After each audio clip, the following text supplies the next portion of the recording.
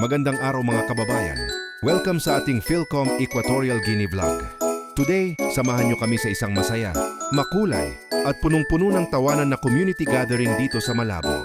Kahit malayo tayo sa Pilipinas, dala pa rin natin ang saya, ang kwentuhan, as ang tunay na diwa ng pagiging Pilipino.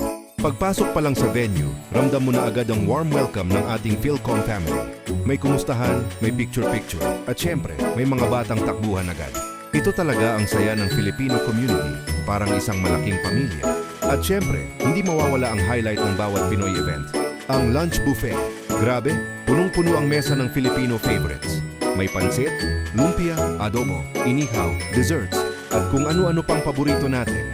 Habang kumakain, tuloy ang kwentuhan, tawanan at chikahan. Parang nasa Pinas lang ang vibes.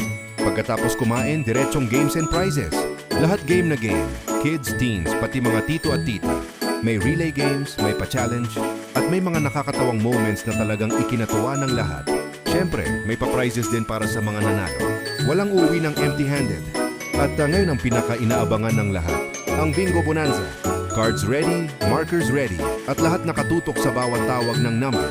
Ramdam mo ang excitement sa bawat O68, OB14. At kapag may sumigaw ng bingo, ayun na, hiyawan, tawanan, at konting inggit mula sa mga hindi pa nananalo.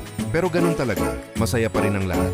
Sa huli, ang ganitong gatherings remind us na kahit saan tayo dalhin ng trabaho o buhay, dala natin ang puso ng pagiging Pilipino. Dito sa Equatorial Guinea, hindi lang tayo community, we are one big family. Maraming salamat sa pagsama sa vlog na ito.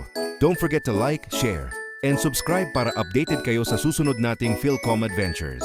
Hanggang sa muli, mabuhay ang Philcom Equatorial Guinea.